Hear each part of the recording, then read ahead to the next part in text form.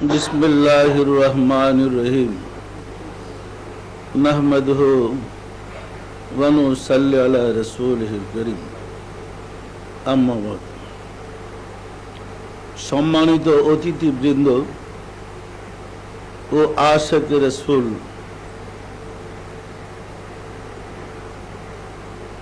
আপনারা আজ যে মহান অনুষ্ঠানে শরীক হয়েছেন, আজকের এই অনুষ্ঠান প্রসঙ্গে বাদ ফজর থেকে দীর্ঘক্ষণ পর্যন্ত বিভিন্ন বক্তাগণ, উলামায়ে কেরামগণ দীর্ঘ আলোচনা করেছেন। ওনারা বলেছেন আজকের অনুষ্ঠান আল্লাহ আরশে সমাসীনের অনুষ্ঠান, আল্লাহর অভিষেকের অনুষ্ঠান। আসলে স্রষ্টা এবং সৃষ্টি, স্রষ্টা জগৎকে সৃষ্টি করেছেন এবং তার প্রতিনিধিত্ব করার জন্য নির্বাচিত করেছেন মানুষকে। তিনি ঘোষণা করেছেন ইন্নী জাইলুন ফিল আরদে খালিফা, জমিনের বুকে, জগতের বুকে আমার প্রতিনিধি প্রেরণ করতে চাই। সমস্ত ফেরেশতারা প্রতিবাদ করেছিল। তারা বলেছিল, দয়াময় খোদা, তোমার ইবাদত বন্দেগীর জন্য আমরাই তো যথেষ্ট, আবার মানুষ সৃষ্টি করার কি প্রয়োজন? বলছে না, বলে নাই? এতে বোঝা যায় ফেরেশতারা কিন্তু চায় নাই মানব জাতি সৃষ্টি হোক, কারণ ফেরেশতা তো আল্লাহর প্রতিনিধি হইতে পারে না, আর ফেরেশতার পক্ষে আল্লাহর প্রতিনিধিত্ব লাভ করার যোগ্যতা ফেরেশতাদের মাঝে নেই। এটা আবার কোন সম্প্রদায় যাকে তার প্রতিনিধি হিসাবে জগতে প্রেরণ করতে চায়? স্বভাবতই সেই সম্প্রদায়টা হবে ফেরেশতাদের চেয়ে শ্রেষ্ঠ, কি বলেন? আর সেই সম্প্রদায় হচ্ছে মানুষ। সম্মানিত আশিক রাসূলেরা, মহান রব্বুল আলামিন সৃষ্টির শুরু থেকেই মানুষ যে তার শ্রেষ্ঠ এবং তার প্রিয় প্রমাণ করার জন্য ফেরেশতাদের মাঝে একটা পরীক্ষা নিয়েছিলেন। আল্লাহ ফেরেশতাদেরকে এবং আদমকে সামনাসামনি করে একটা পরীক্ষা নিয়েছিলেন। দেখা গিয়েছে, প্রমাণ হয়েছে পরীক্ষায় আসলে মানুষই শ্রেষ্ঠ, কি বলেন? মানুষ শ্রেষ্ঠ না ফেরেশতা শ্রেষ্ঠ? এই শ্রেষ্ঠত্ব প্রমাণ পাওয়ার পরে, ফেরেশতাদের মাঝে প্রমাণিত হওয়ার পরে রাব্বুল আলামিন বলেছিলেন, ফাসজুদু লিআদমা, হে ফেরেশতারা, তোমরা আদমকে সেজদা করো। সম্মানিত আশিক রাসূলেরা, আদম কিন্তু ফেরেশতা ছিলেন না, আদম জিন ছিলেন না, আদম মানুষ, মানুষদের আদি পিতা। আদম থেকে আদমের সৃষ্টি হয়েছে, আদম থেকে মানুষের জন্ম শুরু হয়েছে। তাহলে মানুষের প্রথম যে ব্যক্তি আদম আলাইহিস সালাম, উনাকে ফেরেশতারা সেজদা করেছিলেন। এই কথা কি সত্য? কেন সেজদা করলেন? কারণ কি? সেজদা করেছিলেন হযরত আদম আলাইহিস সালামকে মহান রব্বুল আলামিন এমন এক বিশেষ গুণ, এমন এক বিশেষ জ্ঞান দান করেছিলেন, যে জ্ঞানের ফলে প্রমাণিত হলো তিনি সৃষ্টির শ্রেষ্ঠ, ফেরেশতাদের চেয়েও শ্রেষ্ঠ এবং আল্লাহর প্রতিনিধি। সে জ্ঞান, সে এলেম ছিল এলমুল কালবের জ্ঞান, এলমুল কলবের বিদ্যা। ওই যুগে কোনো কিতাব ছিল না, ওই যুগে কোনো অক্ষর ছিল না, ওই যুগে বাহ্যিক কোনো জ্ঞান ছিল না। সেই জ্ঞান ছিল এলমুল কালবের জ্ঞান। মর্ত জগতের একজন মানুষ এলবুল কালবের জ্ঞান দ্বারা নিজেকে আল্লাহর প্রতিনিধির মর্যাদায় অধিষ্ঠিত করতে সক্ষম। কি বলেন, সক্ষম না কম? একজন মাটির তৈরি মানুষ, পিতার শুক্রকেটি সৃষ্টি মানুষ সাধনা করতে করতে তার হৃদয়ে মহান স্রষ্টা রাব্বুল আলামিনকে বসাইতে সক্ষম। কি বলেন, সক্ষম না অক্ষম? তাই হাদিস শরীফে বর্ণিত হয়েছে কুলুবুল মুমিনিনা আরশুল্লাহ, মুমিনের হৃদয় আল্লাহর আরশ। আল্লাহর আরশ কোথায় বলেন তো? আল্লাহর আরশ কোথায়? মুমিনের মাঝে। আল্লাহকে খুঁজতে হলে মুমিনকে খুঁজে বের করতে হবে। আল্লাহকে পেতে হলে মুমিনকে পেতে হবে। মুমিনকে না পেয়ে আল্লাহকে পাওয়ার কোনো সম্ভাবনা নাই। সম্মানিত আশিক রাসূলেরা, মহান রব্বুল আলামিন এই মহান জ্ঞান মানব মণ্ডলীকে তথা সমগ্র সৃষ্টিকে জানানোর জন্যই আদমকে এলমুল কালবের জ্ঞানে বিভূষিত করে তিনি নিজে আদমের হৃদয়কে আরশ বানিয়ে নিজে সে আরশে বসে ফেরেশতাদেরকে বলেছিলেন, ফাসজুদু লি আদমা, তোমরা আদমকে সেজদা করো, অর্থাৎ আদমের মাঝে আমাকে সেজদা করো। আদমের মাঝে আদমকে সামনে রেখে ফেরেশতারা যখন আল্লাহকে সেজদা করলেন, আল্লাহর সন্তুষ্টি লাভ করলেন। ফেরেশতাদের যিনি নেতা ছিলেন, ফেরেশতাদের যিনি সর্দার ছিলেন, তিনি বিদ্যার গর্বে বা এলেমের ফখরে সেজদা করতেছিলেন না, বলেছিলেন আমি তার চেয়ে শ্রেষ্ঠ। সত্য না মিথ্যা বলেন তো? আল্লাহ ঘোষণা করলেন যে তুমি কাফের, তুমি শয়তান, তুমি মারদুদ। সম্মানিত আশিক রাসূলেরা, আমরা সৃষ্টির গোড়ার দিকে গেলেই দেখতে পাবো রাব্বুল আলামিন মানুষকে তার প্রতিনিধি করে সৃষ্টি করেছে, আর সে মানুষ হয়েছে এলমুল কালবের জ্ঞানের অধিকারী। যুগে যুগে অসংখ্য নবী, অসংখ্য রাসূল, অসংখ্য আউলিয়া কেরামকে, অসংখ্য আউলিয়া কেরামদেরকে এলমুল কালবের জ্ঞানের দ্বারা, এলমুল কলবের সিনাই বিদ্যার দ্বারা আল্লাহ তাবারক ওয়া তাআলা জাগ্রত করে সিনাকে আল্লাহর আসন মানে উচ্চ মর্যাদার আসীন করেছেন। করছেন না করেন নয়? যেমন দেখেন পবিত্র কুরআনে বর্ণিত হয়েছে, ওয়ামা রামাইতা ইজ রামাইতা ওয়ালাকিন্নাল্লাহ রামা।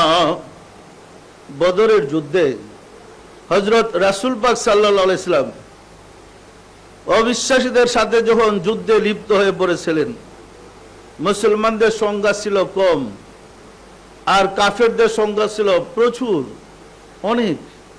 মুসলমানরা সংকুচিত ছিল, ভীত ছিল, ভয় পেয়ে গেছিল এই বিরাট বাহিনীর সাথে আমরা কিভাবে মোকাবেলা করব। আল্লাহ রাসূল এক মুষ্টি বালি হাতে নিলেন, কাফেরদের দিকে নিক্ষেপ করলেন।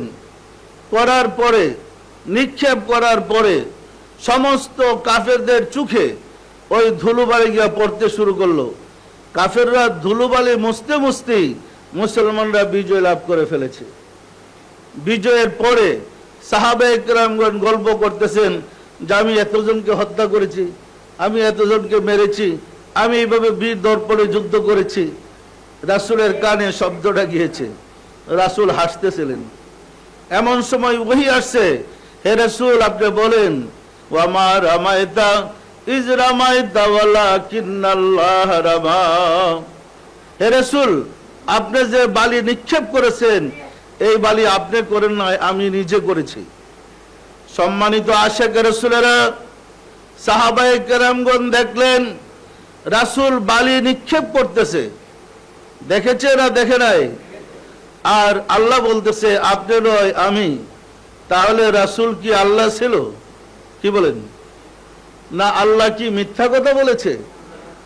এর সমাধান কি? সমাধান খুঁজতে হলেই আল্লাহর বিদ্যা শিখতে হবে। আল্লাহর বিদ্যা না জানা পর্যন্ত, কলবের জ্ঞান না শিখা পর্যন্ত এর সমাধান খুঁজে বের করা বড় কঠিন। সম্মানিত আশিক রাসূলেরা, আপনারা সমাজে বা দেশে দেখেছেন কোন মানুষকে জিনে আসর করে না করে না।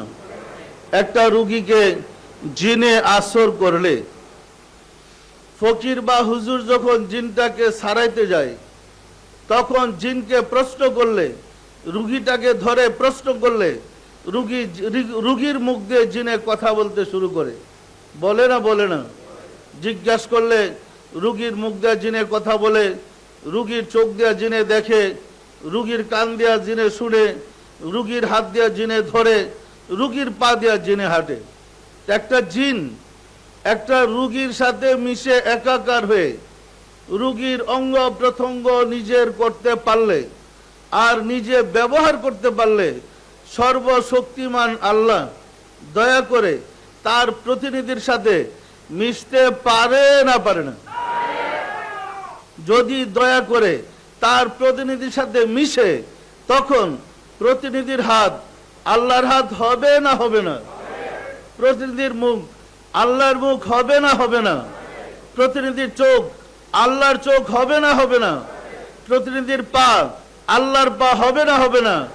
তাই বলা হয়েছে, বুখারী শরীফের হাদিসে বর্ণিত হয়েছে, আমার বান্দা নফল ইবাদত করতে করতে আমার এত নিকটে এসে যায়, আমি তার হাত হই যে হাত দিয়ে সে ধরে, আমি তার পা হই যে পা দিয়ে বান্দা হাঁটে, আমি তার চক্ষু হই যে চক্ষু দিয়ে বান্দা দেখে, আমি তার কর্ণ হই যে কর্ণ দিয়ে বান্দা শুনে, আমি তার মুখ হই যে মুখ দিয়ে সে কথা বলে। অর্থাৎ এই বান্দা প্রার্থনা করার সঙ্গে সঙ্গে আমি আল্লাহ কবুল করে থাকি। বিশ্বাস হয়? বিশ্বাস হয় না হয় না?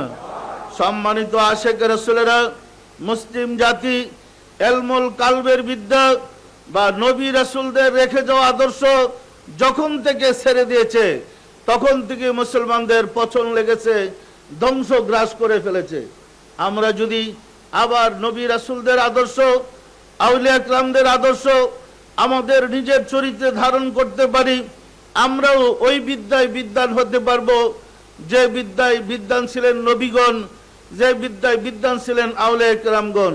নিশ্চয়ই আপনারা অবগত আছেন, আমি অনেক মাহফিলেও বলে থাকি, আমিরুল মুমিনিন হযরত ওমর ফারুক রাদিয়াল্লাহু তাআলা আনহু রাসূলকে হত্যা করতে গিয়েছিল। সত্য না মিথ্যা বলেন? খোলা তরবারি নিয়ে আমিরুল মুমিনিন হযরত ওমর রাসূলকে যখন হত্যা করতে গিয়েছিলেন, হযরত আলী তরবারি নিয়ে দাঁড়িয়ে গিয়েছিল তাকে বাধা দেওয়ার জন্য, প্রতিঘাত করার জন্য। আল্লাহ রাসূল বললেন, হে আলী তুমি বসো, ওমরকে আসতে দাও। হযরত ওমর, তার দুইটা চোখ লাল টকটক করতেছে, খোলা তরবারি রাসূলের সামনে গিয়ে দাঁড়িয়েছে। আল্লাহ রাসূল বলেন, ভাই উমর, আর কতদিন অন্ধকারে ডুবে থাকবেন? এমন সময় উমর দেখতেছিল তার সিনার ভিতরে, তার কলবের ভিতরে নূরে মুহাম্মদী বসে আছেন। তখন সে থরথর করে কাঁপতেছিল এবং হাত থেকে তরবারি মাটিতে পড়ে গেল। সে সেজদায় লুটায় পড়ে বলেছিল, ইয়া রাসূলুল্লাহ, দয়া করে আমাকে মুসলমান করে নিন, আমাকে মুমিন বানিয়ে নিন। সম্মানিত আশিক রাসূলেরা, আমরা রাসূলের রেখে যাওয়া ওই কলবের বিদ্যা হারিয়ে ফেলার কারণেই বিশ্বজুড়ে আজ মুসলমানদের মধ্যে চরম কষ্টের সৃষ্টি হয়েছে। মুসলিম জাতি চরমভাবে অত্যাচারিত হচ্ছে। আমরা যদি রাসূলের রেখে যাওয়া সেই কলবের বিদ্যা, রাসূলের রেখে যাওয়া আদর্শ বিদ্যা আমাদের চরিত্রে বাস্তবায়িত করতে পারি, অবশ্যই আমরাই হব আল্লাহর প্রতিনিধি। কে হবে? আল্লাহর প্রতিনিধি কে হবে? মানুষই হবে। হওয়ার কথা ছিল, অতীতে হয়েছে, এখনো হওয়ার কথা, কিন্তু সেই কলবের বিদ্যা আমরা ছেড়ে দিয়েছি।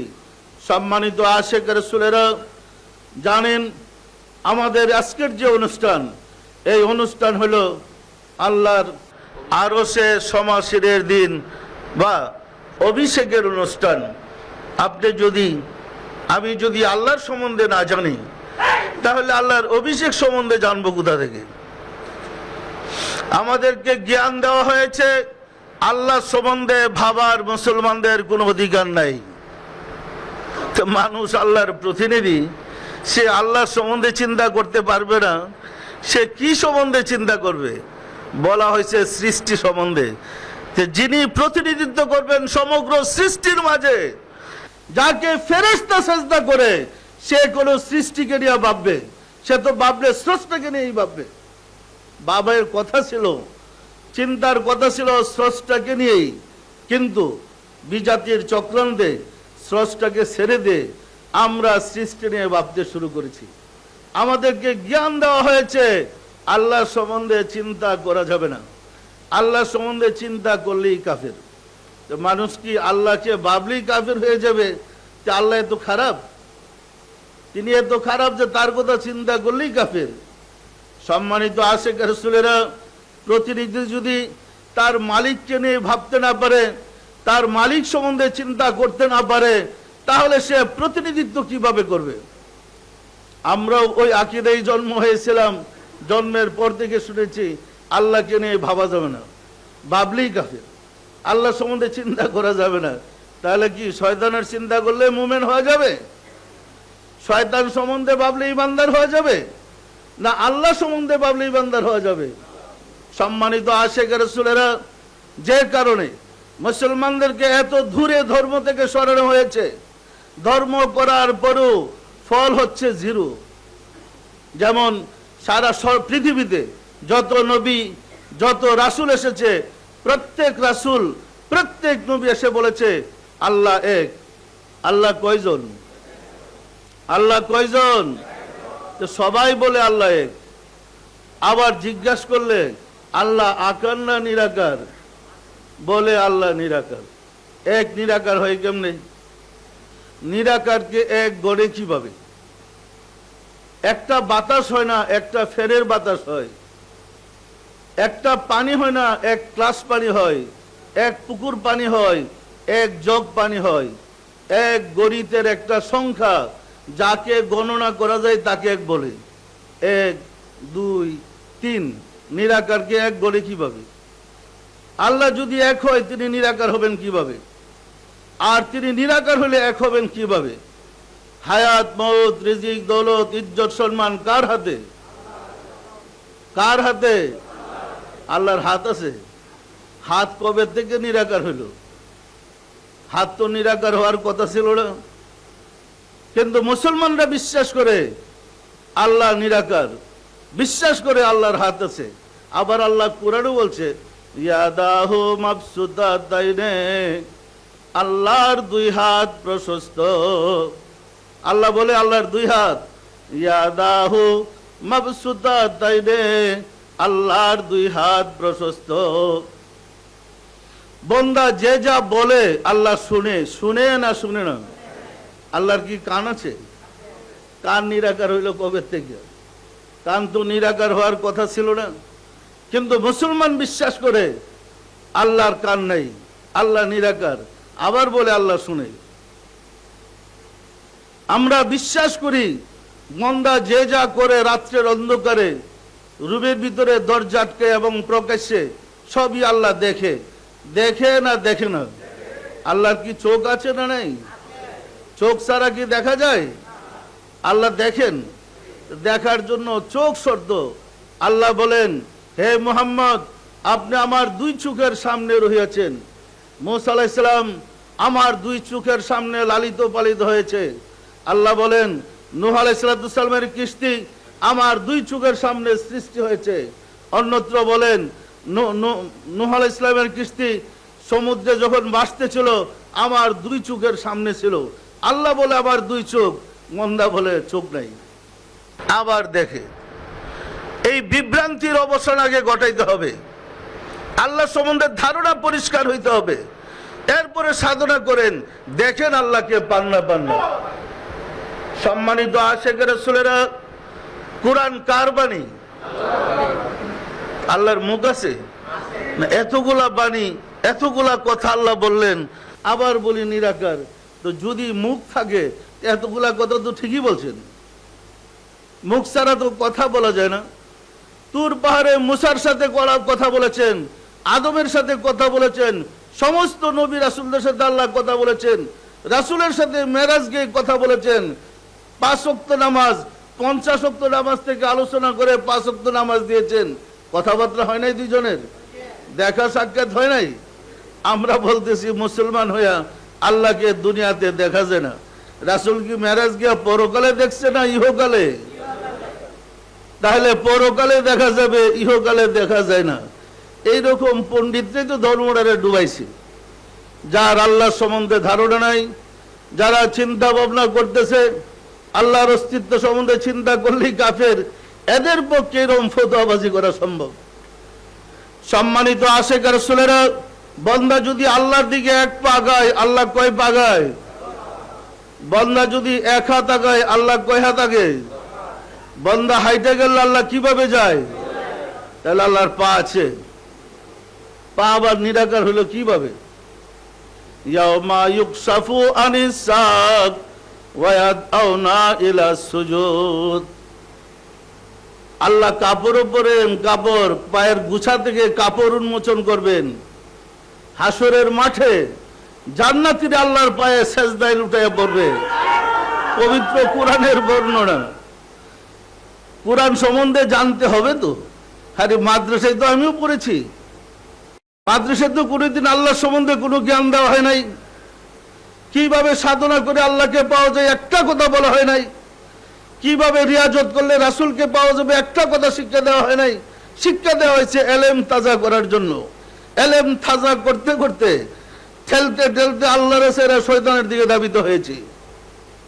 কিন্তু আমল না থাকলে এলেম দিয়া করবেন কি? যার আমল নাই তার এলেম তাকে শয়তান বলে ছেড়ে দেয়। সম্মানিত আশিক রাসূলেরা, মারদুদ শয়তান যেমন শ্রেষ্ঠ আলেম ছিলেন, শ্রেষ্ঠ শয়তানে পরিণত হয়েছে।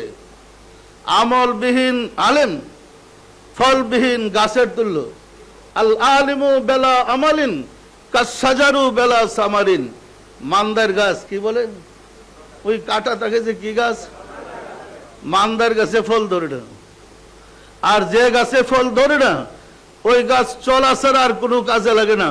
ওয়াকুদ হান্নাসু ওয়াল হিজার উইদ্দাত লিল কাফিরিন। সম্মানিত আশিক রাসূলেরা, আমরা বিশ্বাস করি হাসরের দিন আল্লাহ কুরসিতে বৈশা বিচার করবেন। সমস্ত মানুষ আল্লাহকে দেখবে, তিনি হাকিম হয়ে রায় দিবেন, জান্নাতি অথবা জাহান্নামী। সত্য না মিথ্যা বলেন? তাহলে আল্লাহ যদি হাসরের দিন আকার হইয়া সিংহাসনে বৈশা বিচার করেন, আল্লাহ কি পরিবর্তনশীল? এখন নিরাকার, তখন আকার ধরবে? কথাইটাই সহজ ভালো যে আল্লাহ সম্বন্ধে আমরা জানি না। এই কারণে আল্লাহ পরিষ্কার করে বলেছেন যে আমার সম্বন্ধে জানে তাকে তুমি প্রশ্ন করো। ফাসআল খাবীরা, আর রহমানু ফাসআল খাবীরা। পরিষ্কার করেছে আল্লাহ, হে মানুষ, তুমি যদি আমার সম্বন্ধে জানতে চাও, যে আমাকে জানে, যে আমাকে চিনে, তাকে প্রশ্ন করো। যে জানে না তার কাছে গেলে তো কেসটা উল্টা হয়ে যাবে। সম্মানিত আশিক রাসূলেরা, আমরা গর্ব করে বলে থাকি মাদ্রাসা থেকে পাশ করে নাইবে রাসূল হয়েছে। বুকে হাত দিয়ে বলেন, মাদ্রাসার কোনো সিলেবাসে রাসূলকে পাওয়ার কোনো বিদ্যা আছে? কিভাবে মুরাকাবা করলে রাসূলকে পাওয়া যায়? কিভাবে রাসূলের আশিক হওয়া যায়? কিভাবে রাসূলের দিদার পাওয়া যায়? একটা চ্যাপ্টার আছে? নাই। তাহলে নাইবে রাসূল কিভাবে হবেন? অথচ ওলি আল্লাহর কাছে গিয়া দেখেন, ওলি আল্লাহ শিক্ষা দেয় আপনি কিভাবে নাইবে রাসূল হবেন, কিভাবে রাসূলের পরিচয় লাভ করবেন, কিভাবে আল্লাহর পরিচয় লাভ করবেন। এই শিক্ষা একমাত্র ওলি আল্লাহরা দিয়ে থাকেন। আমরা সেই রাস্তা বলে গিয়েছি। ফলে আল্লাহর প্রতিনিধি তো দূরের কথা, যাকে আল্লাহ প্রতিনিধি বানাইছে সে সরাসরি শয়তানের প্রতিনিধিত্ব করতেছে। শয়তানের প্রতিনিধিত্ব করতে গিয়ে রহমতের পরিবর্তে সব গজব নিজের মাথার মধ্যে নিয়ে আসছে। আজ দেখেন মুসলিম জাতির দিকে তাকাইয়া এত গজব আর কোন জাতির মধ্যে নাই। অথচ গর্ব করে বলি আলহামদুলিল্লাহি রাব্বিল আলামিন। আমরা কিন্তু বলি পবিত্র কোরআনে আল্লাহই তো বলেছেন সমস্ত প্রশংসা সে আল্লাহর যিনি প্রভু সমগ্র মাখলুকাতের। আমরা মনে করি মুসলমান আল্লাহ একমাত্র মুসলমানদের। আল্লাহ কার? শুধু মুসলমানদের, আর কোনো কাফেরদের জন্য আল্লাহ নেই। তাহলে আয়াতটা পাল্টায়া বলতে হয় আলহামদুলিল্লাহি রাব্বিল মুসলিমিন। আল্লাহ প্রভু মুসলমানদের, মুসলমানদের প্রভু আল্লাহ দেখে বোম মারতেছে মাথায়, বিজাতি দেওয়া বোম মারতেছে, আর নিজে আল্লাহ মাঠে নামা ভূমিকম্প দেওয়া ধ্বংস করতেছে যে বেটা আমি সমগ্র সৃষ্টি জগতের প্রভু, আর তোরা কতটি সন্ত্রাসী, তোদের প্রভু বানালে একমাত্র আমাকে, দেখ কুল কায়নাত আমি চালাবো কেমনে। ওয়ামা আরসালনাকা ইল্লা রাহমাতাল লিল আলামিন। রাসূলকে সমগ্র সৃষ্টি জগতের জন্য আল্লাহ রহমত হিসাবে প্রেরণ করেছে, আর আমরা ধরে নিছি রাসূল আমাকে। অথচ কর্মগুলা যা করি, আমাদের চরিত্র দেখলে গৃহপালিত কুকুর পর্যন্ত ঘৃণা করে। সত্য না মিথ্যা বলেন তো? চরিত্রের ব্যাপারে নিকৃষ্ট, আর দাবির ব্যাপারে আল্লাহর একমাত্র মানে কুলের লোক আমরা। এই অবস্থার কারণে মুসলিম জাতির অধঃপতন। অন্যান্য ধর্মাবলম্বীদের ইতিহাস তাকায় দেখেন, তাদের বক্তব্য শুনেন তারা কি বলছে। তারা মহান রব্বুল আলামিনের প্রশংসা সর্বদিক থেকে তুলে ধরেছেন। আর আমাগো হুজুরদের বর্ণনা দেখেন, রেডিও টেলিভিশন অন করে একটু শুনেন কোরআনের তাফসীর, দেখবেন যদি নামাজ না পড়েন 80 হুকবা জাহান্নামে জ্বালাইতেছে, কবরে গুর্জন মারতেছে। আল্লাহর কি একটাই গুণ, খালি মানুষকে পিটানো আর মারানো? তিনি যে আসমাউল হুসনা 99টা সুন্দরতম নাম নিয়ে আসতেন, যার অসংখ্য দলিল কোরআনে প্রমাণিত হয়েছে। তিনি দয়ালু, তিনি দয়াময়, তিনি ক্ষমাশীল, তিনি সাত্তার, তিনি জাব্বার। আছে না নাই? আল্লাহর আর কোনো প্রশংসা নাই। প্রশংসা শুধু আমরা শিখছি গর্জন মারতেছে আর দুজকে ঢুকতেছে আর পুরাইতেছে। সম্মানিত আশিক রাসূলেরা, একজন মানুষের যদি 100টা গুণ থাকে, আর আপনি শুধু নিষ্ঠুরের গুণটা প্রকাশ করেন, আর তার সমস্ত ভালো দিকটাকে যদি ঢাইকা ফেলান, সে মানুষ কি আপনাকে ভালোবাসতে পারে? আপনাকে পছন্দ করতে পারে? আল্লাহর এত গুণ, আমরা তার সাথে নাফরমানি করা সত্ত্বেও, হাজারো পাপ করা সত্ত্বেও তার জমিনের উপর দেওয়া ছল আমাদেরকে বন্ধ করে দেয় নাই। তার বায়ুমণ্ডল থেকে শ্বাস প্রশ্বাস বন্ধ করে দেওয়া হয় নাই। তার সৃষ্টি পানি পান করা নিষেধ করা হয় নাই। অথচ প্রতিবেশীর সাথে আমাদের ঝগড়া হলে বলি আমার সীমানায় পা দিবে না, বেড়া দিয়ে দিলাম, বাইর হইতে দেব না। যে আল্লাহ বিনা প্রার্থনায় আমাদের সবকিছু ব্যবস্থা করতেছে, তার ওই গুণগুলা চাইপা রেখা ফোকাস করতেছি, তিনি খালি গর্জন মারতেছে, জাহান্নামে জ্বালাইতেছে। অথচ কোরআনের দিকে একবার তাকে দেখলাম না? আল্লাহ বলেন হাসরের দিন সমস্ত মানুষকে, জান্নাতীদেরকে জান্নাতে, জাহান্নামীদেরকে জাহান্নামে দেওয়ার পরে রাব্বুল আলামিন একা থাকবেন। তখন ঘুইরা ঘুইরা প্রথমে যাবেন ঘুইরা জাহান্নামে। ইচ্ছা করলে তো তিনি জান্নাতের সব মানুষগুলোর আগে দেখে লইতে পারতেন। তিনি হাঁটতে হাঁটতে গিয়া জাহান্নামে হাজির। জাহান্নামকে গিয়া জিজ্ঞাসা করবেন হালমিম মাজিদ, এ কিন্তু কোরআনের আয়াত। হালমিম মাজিদ, হে জাহান্নাম তুমি পরিপূর্ণ হয়েছো কি? জাহান্নাম বলবে দয়াময় খোদা আরো আছে কি? মানে আরো জাহান্নামী আছে আমাকে দেওয়ার মতো? আমাদের মতো কইব না আমি খিদাই মরতাছি। সে বলবে আরো আছে কি? তখন রাব্বুল আলামিন নিজে দয়া করে তার পবিত্র ডান পদ মুবারক জাহান্নামে ঢুকে দেবেন।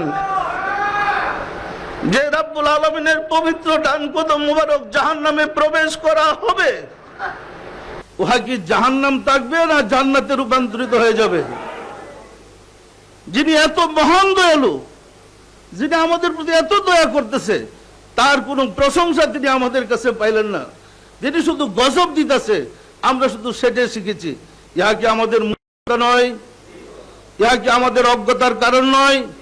সম্মানিত আশিক রাসূলেরা, আমরা যদি কলমের বিদ্যায় বিদ্বান হইতাম, আমরা যদি নবী রাসূলদের বিদ্যা শিখতে পারতাম, আমরা বুঝতে পারতাম আল্লাহ কিভাবে আমাদেরকে ছায়া দিয়ে রেখেছে, কিভাবে আমাদেরকে লালন পালন করতেছে, কিভাবে আমাদেরকে চালাচ্ছেন। নিজের কথাই চিন্তা করে দেখেন, একটা প্রাণীর কথা চিন্তা করে দেখেন। ছোটকালে আমি দেখেছি কুকুর বাচ্চা যখন দেয়, বাচ্চার কি অবস্থা হয়। একটা কুকুর যখন বাচ্চা দেয়, জায়গাটা নাপাক হয়ে যেত আমাদের মশলায়। আমি দেখেছি কুকুরের বাচ্চাটা যখন জন্ম হয় তখন সে অন্ধ, চোখে কিছুই দেখে না, খিদায় তার পেট সুই সুই করতে থাকে, সে তো অন্ধ। মাটা ছুটে আছে তার কাছে দুধ পান করানোর জন্য। আমাদের সমাজের মানুষ বা মারা বা সহকারীরা বাচ্চাটাকে মায়ের বুকে নিয়ে দেয় দুধ পান করার জন্য, কিন্তু কুকুরের বাচ্চাকে আর তো কেউ কাছে নিয়ে দেয় না দুধ পান করার জন্য। এই অন্ধ বাচ্চাটা, যার চোখ ফুটে না, সে বাচ্চাটা তার মাকে খুঁজতে থাকে, কোথায় গেলে দুধ পান করতে পারবে, জ্বালা মিটবে, সেটা খুঁজতে থাকে। মহান রাব্বুল আলামিন দয়া করে বাচ্চাটাকে আস্তে আস্তে ঠেলতে থাকে, ধাক্কাইতে থাকে, ধাক্কাইতে ধাক্কাইতে তার মায়ের বটের কাছে, দুধের বটের কাছে নিয়ে যায়। বাচ্চা দুধের বুট পাওয়ার সাথে সাথে চুষতে থাকে এবং তৃপ্তি মিটাইতে থাকে। এই যে মা এবং সন্তানের সাথে প্রেমের সৃষ্টি করে দিয়ে দুইজনের রিজিকের ব্যবস্থা করতেছেন, কে করেন বলেন তো? এই কুকুরের বাচ্চা কবে চেয়েছিল আমার রিজিক দাও? যে রাব্বুল আলামিন এইভাবে আমাদের সমগ্র সৃষ্টি রিজিকের ব্যবস্থা করছেন, আমরা সেই রাব্বুল আলামিনকে নিষ্ঠুর ভাবতেছি, প্রচার করতেছি তিনি শুধু আমাদেরকে গজব দিলেন। তাহলে মুসলমানের ভাগ্যে গজব ছাড়া কি থাকবে বলেন? সম্মানিত আশিক রাসূলেরা, আল্লাহ আমাদেরকে ধ্বংস করার জন্য সৃষ্টি করেন নাই। আল্লাহ আমাদেরকে প্রেম দিয়ে, ভালোবাসা দিয়ে সৃষ্টি করেছেন, কিন্তু আমরা নিজেদের কর্মের কারণেই ফাঁদে গিয়ে পড়তেছি, অপকর্মের কারণেই ধ্বংস হয়ে যাচ্ছি।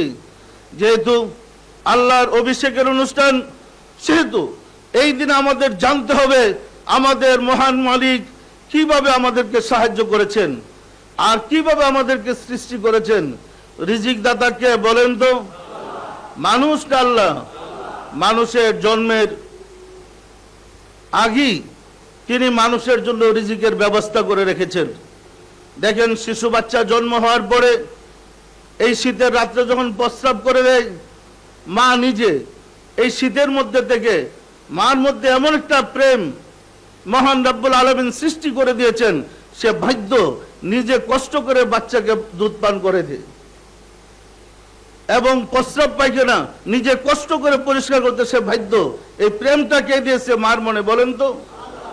যে আল্লাহ আমাদেরকে এত প্রেম, এত ভালোবাসা, এত মহব্বত দিয়ে সৃষ্টি করলেন, আমরা তাকে নিষ্ঠুর ভাবলে, কঠোর ভাবলে আমরা কি তার দয়া পাবো? এইভাবে অজ্ঞতার কারণে আমরা আসলে মূল থেকে দূরে সরে পড়েছি। আর তার মূল কারণ আমরা কলমের বিদ্যা ছেড়ে দিয়েছি।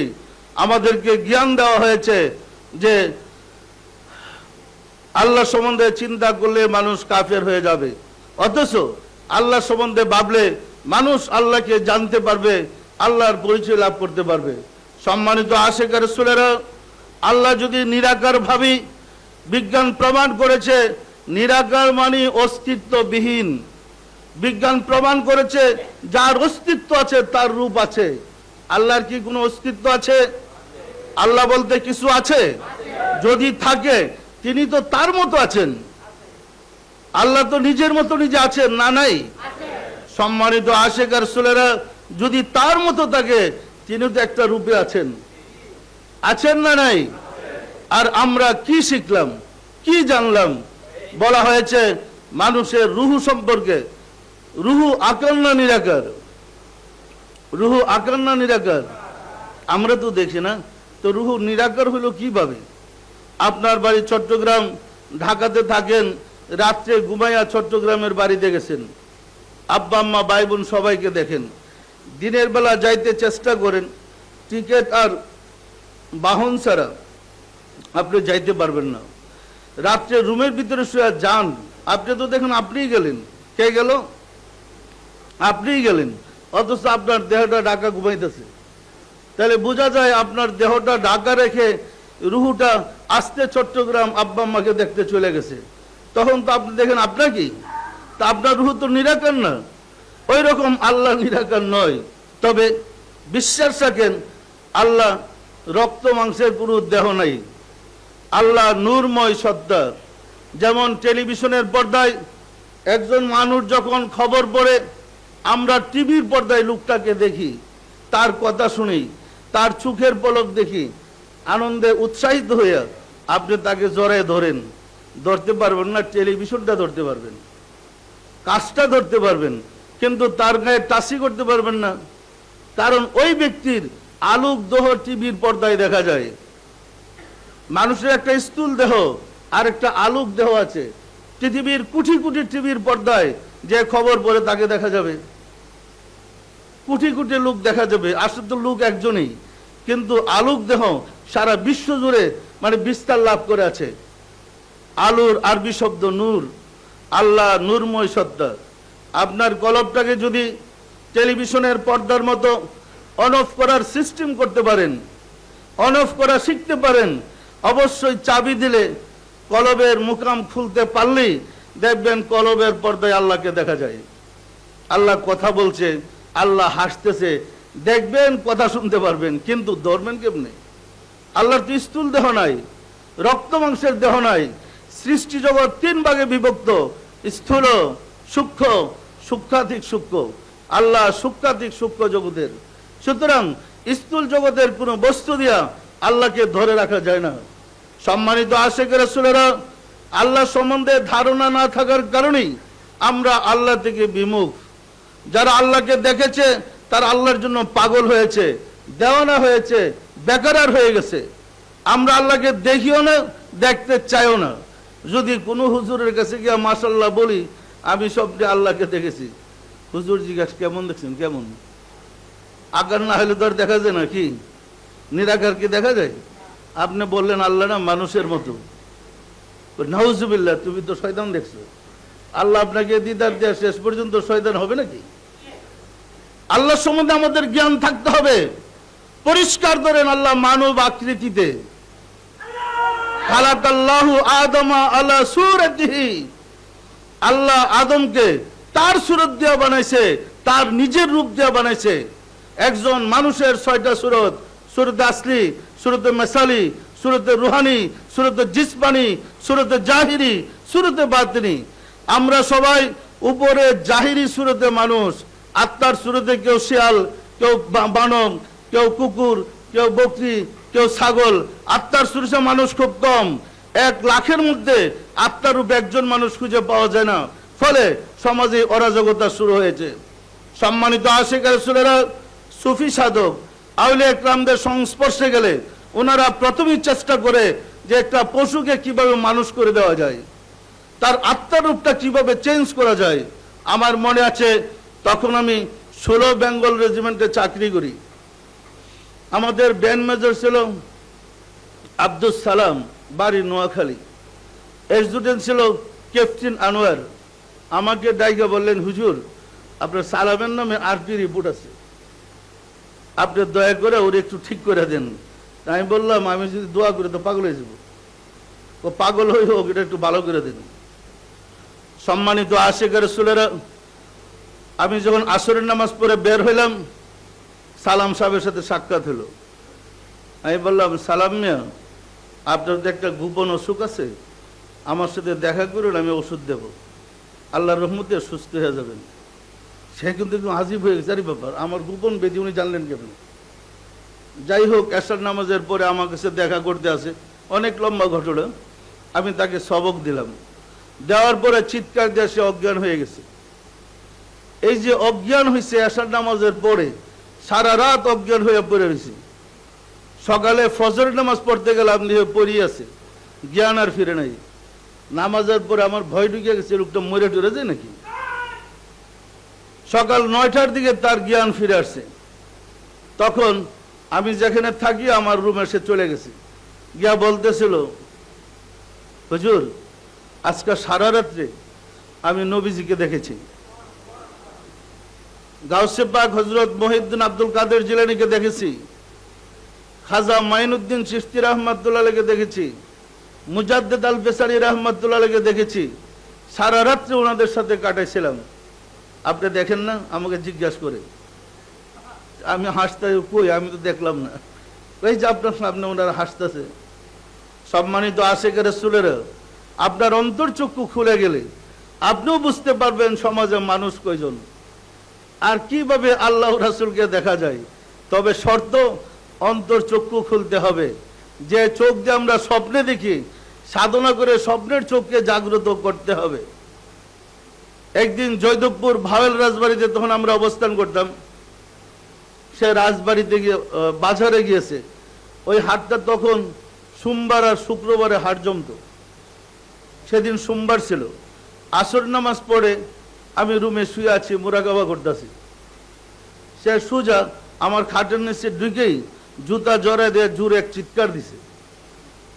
তখন আমি ভয় পেয়ে গেলাম, লাভ দইটা বসলাম, কি হয়েছে? জিজ্ঞাসা করলাম, কে আমার খাটের নিচে? সে বলতেছে, হুজুর আমি। তুমি কে? আমি একটু অসন্তুষ্ট হইলাম। বললো, আমি সালাম। এই মিয়া বাইরে, এখানে আসছে কেন? বললো, হুজুর আমি বাজারে গেছিলাম। তো বাজারে গেলে চিল্লাইতে হবে? বললো, হুজুর বাজারে গিয়ে দেখি মানুষ নাই। এক শিয়াল আর এক কুকুরের কাছে পান বিক্রি করতেছে, এক কুকুর আর এক বানরের কাছে বাস বিক্রি করতেছে। হাজার হাজার মানুষ, কিন্তু মানুষ নাই। আমি বললাম, একজনও নেই? বললো, হ্যাঁ, 3টা লোক দেখছি। একজনকে দেখলাম দুনকার, লেপ্তসুখ যে বানায় দুনকার, দুনকার আছে না, দুনকারের কাজ করতেছে।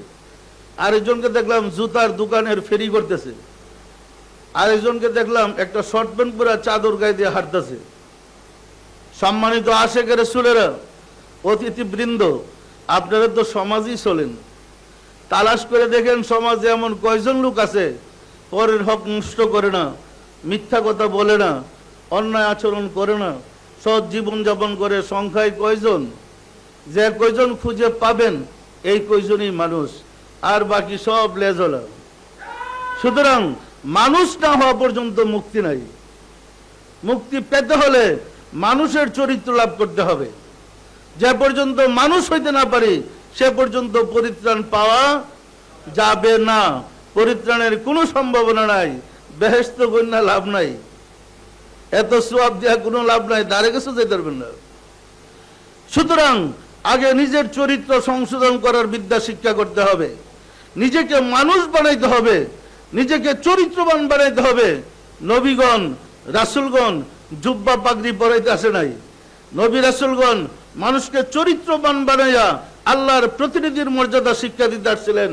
আর প্রতিনিধির মর্যাদার সিস্টেমটা হয়েছে আপনার কলবে আল্লাহ শব্দের নূর বসায় দেওয়া। যেমন ফসল পাইতে ছেলে জমিনের ভিতরে একটা এরিদানের চারা লাগাই দেন, একটা কুলুবুরির চারা লাগাই দেন, একটা কমলার চারা লাগাই দেন, একটা ভালো ফসলের চারা লাগাই দেন, যত্ন করেন, এটা আপনাকে ফসল দিবে। ওই রকম আল্লাহকে যদি আপনার ভিতরে নিতে চান, কলবের ভিতরে আল্লাহ শব্দের নূর বসায় দেন, এটাকে যত্ন করেন, আগাছা পরিষ্কার করেন, রিপুর হাত থেকে পরিশুদ্ধ করেন, অবশ্যই এই আল্লাহ শব্দ কথা বলে ছাড়বে। সম্মানিত আশিক রাসূলেরা, এই কারণেই বলা হয়েছে আল্লাহু ওয়ালিউল্লাযিনা আমানু, আল্লাহ মুমিনদের অভিভাবক। যারা খুঁজে আল্লাহকে পেয়েছে তাদের অভিভাবককে বলেন তো? আর যারা পায় নাই তার অভিভাবক শয়তান। যেভাবে খুশি সেইভাবেই চালাইতেছে। শয়তানের হাত থেকে বাঁচতে হইলে কলবের মাঝে আল্লাহর অস্তিত্ব উপলব্ধি করতে হবে। সম্মানিত আশিক রাসূলেরা, আমি জানি আশুরার দিবসে, আরশের সমাসীনের দিনে আপনারা দেখেন রাজধানীর পিচডালা এই গরম রাস্তার মধ্যে বসে কষ্ট করতেছেন। আপনাদের কষ্ট হচ্ছে আমি জানি। তারপরেও আমার বক্তব্য হচ্ছে, আমরা যদি এই কষ্টের দ্বারা সরল রাস্তার পরিচয় পাই, মহান রব্বুল আলামিনের দয়া পাই, ইহাকে আমাদের পরিত্রাণের উসিলা হইতে পারে না পারে না? আমাদেরকে জাহান্নামে দিয়ে আল্লাহর কি লাভ? আমাদেরকে জাহান্নামে ঢুকে আল্লাহ কি সুখ পাইলেন? আমাদের উপরে গজব দিয়ে আল্লাহর কি লাভ? কিন্তু আমরা গজবের রাস্তা বন্ধ করে গজবের রাস্তা চালু করে রহমতের রাস্তা বন্ধ করেছি। আর সেটা হচ্ছে আমরা রাসূলের আদর্শ ছেড়ে দিয়েছি। যাকে সমগ্র সৃষ্টির রহমত হিসাবে প্রেরণ করেছেন, আমরা সেই রহমত লিল আলামিনকে ছেড়ে দিয়েছি। ফলে আল্লাহর রহমত আমাদের কাছে পৌঁছে না। রহমত পেতে হলে রহমত লিল আলামিনের আশিক হইতে হবে। আপনি যদি রাসূলের আশিক হন, রাসূলের বরকতই আল্লাহর দয়া আপনার কাছে চলে আসবে। আমরা কি আশিক রাসূল হইতে পারবো?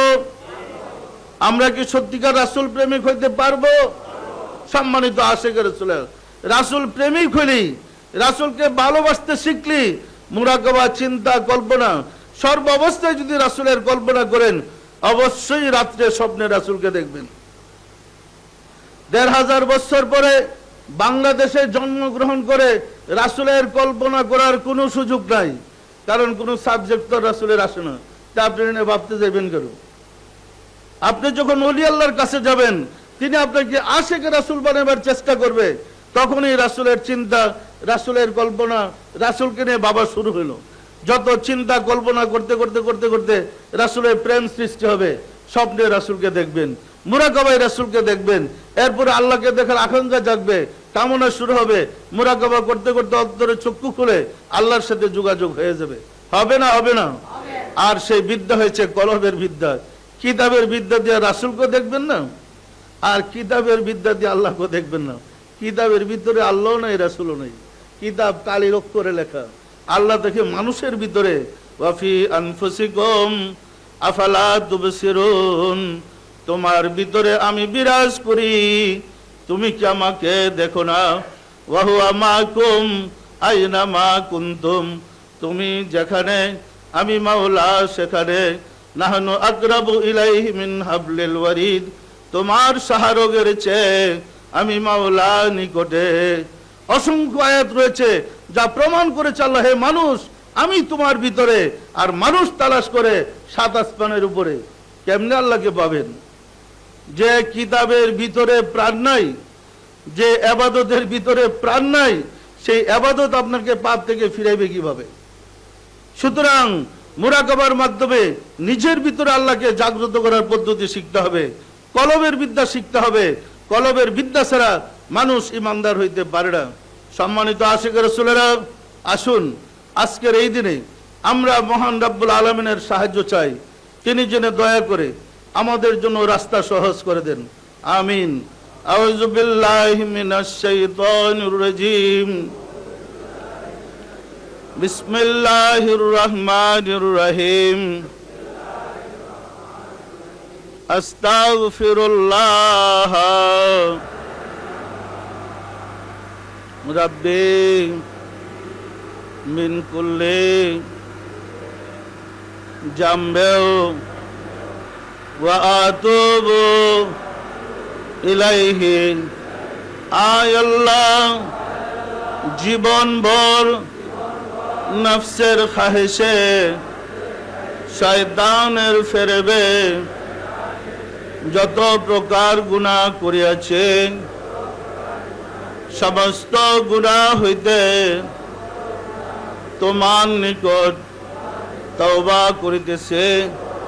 আয় আল্লাহ, দয়া করিয়া আমার তওবা কবুল করো, আমার গুনাহ মাফ করো। লা ইলাহা ইল্লাল্লাহ মুহাম্মাদুর রাসূলুল্লাহ।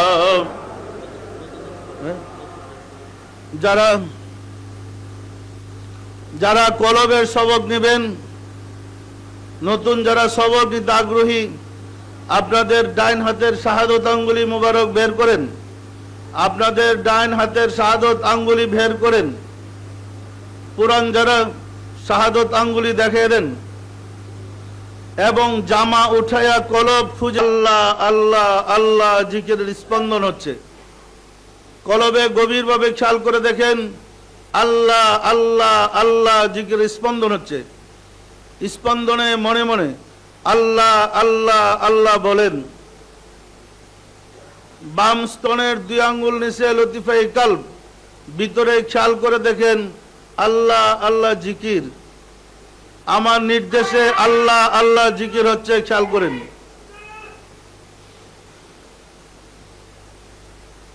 হাত সরান, ভিতরে খেয়াল করেন। মনে রাখবেন এই লতিফাকে কলব বা দিল বলে। এখন থেকে সব সময় কলবে আল্লাহ আল্লাহ জিকির খেয়াল করবেন। জিকির করতে করতে দেখবেন কলবের ভিতরে আল্লাহ বসে গেছে। বুঝতে পারবেন কলবে আল্লাহ কিভাবে আসন গ্রহণ করেন। সবসময় খেয়াল রাখবেন। আর নতুন যারা সবক নিয়েছেন দরবারে যোগাযোগ করে সে স্থানটা ঠিক করে নেবেন। সবাই দিলের হাত উঠে বলেন আল্লাহ আমিন। আল্লাহ আমিন। ওগো দয়াল মাওলা, দয়াল খুদা, অদম কাঙ্গাল ভিক্ষুকেরা বাবে রহমতে পবিত্র আশুরার দিনে আশেকে রসুল সম্মেলনে জমায়েত হইলাম। বাদ ফজর থেকে সারাদিন তোমার প্যারা হাবিব তোমার সানে আলাপ আলোচনা করেছে বক্তাগণ, উলামায়ে কেরামগণ, এবং কোরআন হাদিস থেকে নসিহত দান করেছে। আলাপ আলোচনা করতে গিয়ে আমরা যত ভুল বেয়াদবি করেছি তওবা করে তোমার শাহী দরবারে জোরহাত করে মাফ চাই। দয়া করে মাফ করে দাও, মাফ করে দাও মাওলা। আমাদের ভুল বেয়াদবিকে মাফ করে দাও, আমাদের ইবাদত সমূহ কবুল করে নাও। এর ফজিলত পৌঁছে দাও তাজদার মদিনা সরকার দু আলম হযরত মুহাম্মদ মুস্তাফা আহমদ মুস্তাফা সাল্লাল্লাহু আলাইহি ওয়াসাল্লামের হুজুরে সওয়াব নজর পৌঁছাও।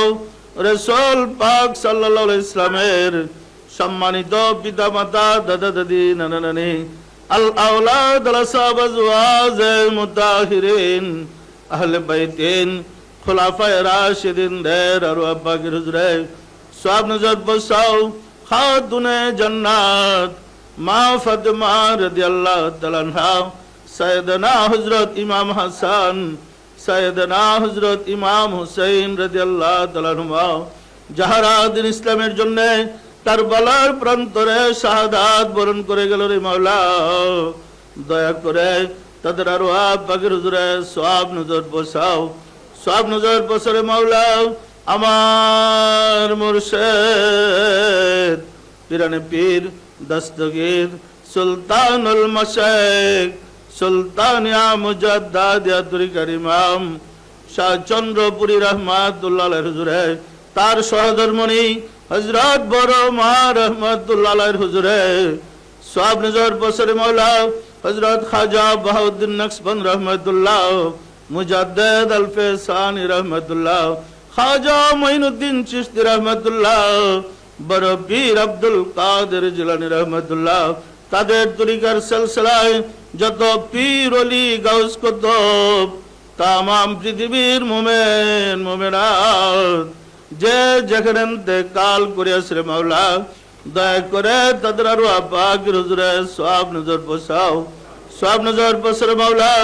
আমরা ভিক্ষুকেরা যারা তোমার শাহী দরবারে হাত উঠাইলাম, আমাদের আপন আপন গর্ভধারিণী মা জননী, জন্মদাতা পিতা, মহাবদ্র স্ত্রী, শ্রদ্ধেয় শ্বশুর শাশুড়ি, দাদা দাদি, নানা নানি, খালু খালা, ছেলে মেয়ে, খেসাক রাবা যে যেখানে ইন্তেকাল করেছে রে মাওলা, দয়া করে তাদের আরওয়াহ পাকের হুজুরে সওয়াব নজর পৌঁছাও।